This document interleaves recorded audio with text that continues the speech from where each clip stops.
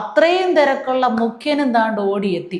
5 വർഷം കൊണ്ട് സർക്കാരിന്റെ കത്രിക വയറിന്റെ ഒരു വശത്തിട്ട് അതിന്റെ വേദനയെ സഹിച്ചുകൊണ്ട് നടന്ന ആ പാവപ്പെട്ട സ്ത്രീയെ ചെന്ന് കാണാൻ മുഖ്യദാസന് സമയം കിട്ടിയില്ല.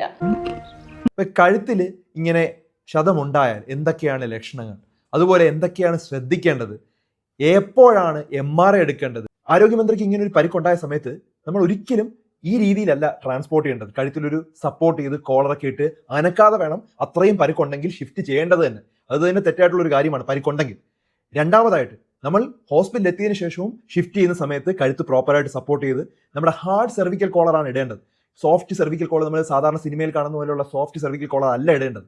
എന്നിട്ട് വേണം പ്രോപ്പറായിട്ട് അനങ്ങാത്ത രീതിയിൽ വേണം ഷിഫ്റ്റ് ചെയ്യാൻ. കാരണം ഈ എല്ല് പൊട്ടിയിട്ടുണ്ടെങ്കിൽ അത് ഞരമ്പുകളിൽ കുത്തിയാൽ ജീവിതകാലം മൊത്തം പാരലിസിസ് ഉണ്ടാവാൻ സാധ്യതയുണ്ട്. അപ്പോൾ അതുകൊണ്ടാണ് അത് ശ്രദ്ധിക്കേണ്ടത്. കനേഡിയൻ സീസ്പൈൻ സ്കോർ എന്നുള്ളതാണ് ഇതിന്റെ സ്കോറിങ്ങിന്റെ പേര്. ഈ സ്കോർ അനുസരിച്ചാണ് നമ്മൾ MRI വേണോ എന്നൊക്കെ തീരുമാനിക്കുന്നത്. രോഗി എപ്പോഴെങ്കിലും നടക്കാനായിട്ട് പറ്റിയോ, അതിനർത്ഥം ലോ റിസ്ക് ആണെന്നുള്ളതാണ്. ഇരിക്കാൻ പറ്റുന്നുണ്ടോ, അങ്ങനെയാണെങ്കിലും ലോ റിസ്ക് ആണെന്നാണ് പറയുന്നത്. കുറേ നേരം കഴിഞ്ഞിട്ടാണോ കഴുത്തിൽ വേദന ഉണ്ടായത്, അതും സേഫ് ആയിട്ടുള്ളതാണ്, ഹൈ റിസ്ക് അല്ല. അടുത്തത് ഡോക്ടർ പരിശോധിച്ച് നോക്കും നട്ടലിന്റെ നടുക്ക് എന്തെങ്കിലും വേദന ഉണ്ടോ. ഒട്ടും വേദന ഇല്ല, ആബ്സെൻസ് ആണെങ്കിൽ അതും ലോ റിസ്ക് ആണ്. ഈ ലോ റിസ്ക് എന്ന് പറഞ്ഞ കുറെ പോയിന്റ്സിൽ ഏതെങ്കിലും ഒരെണ്ണം ഉണ്ടെങ്കിൽ ഡോക്ടർ ആദ്യം പറയേണ്ടത് രോഗിയോട് കഴുത്ത് ലെഫ്റ്റിലോട്ടും റൈറ്റിലോട്ടും തിരിക്കാനായിട്ട് പറയണം. അങ്ങനെ റൊട്ടേറ്റ് ചെയ്യാൻ പറ്റുന്നുണ്ടെങ്കിൽ ആ രോഗിക്ക് MRI ആവശ്യമില്ല, അതുപോലെ എക്സ്റേ ആവശ്യമില്ല, വീട്ടിലോട്ട് ഡിസ്ചാർജ് ചെയ്ത് വിടാം.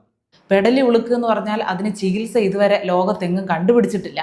ലക്ഷത്തിൽ ഒരാൾക്ക് മാത്രം വരുന്ന ഒരു അപൂർവ രോഗമാണ്. അതുപോലെ തന്നെ കയ്യില് ഇത്രയും വരും, അതായത് ഒരു ചെറിയ കടുകിനോളം വലിപ്പം വരുന്ന ഒരു കുത്ത് അവിടെ കാണുന്നുണ്ട്, ചുവന്ന കുത്ത്. അതും അതിഗുരുതരമായിട്ടുള്ള പരിക്കാണ്. നമ്മുടെ ഡോക്ടർ വന്ദനാദാസ് കൊല്ലപ്പെട്ട സമയത്ത്, ഗുരുതരമായിട്ട് പരിക്കേറ്റ് കൊല്ലപ്പെട്ട സമയത്ത് നേരെ മുന്നിൽ വന്ന് വെളുപ്പാങ്കാലത്ത് പറഞ്ഞ ഡയലോഗ് എന്താണെന്ന് അറിയാവോ? പരിചയക്കുറവ് കൊണ്ടാണെന്ന്.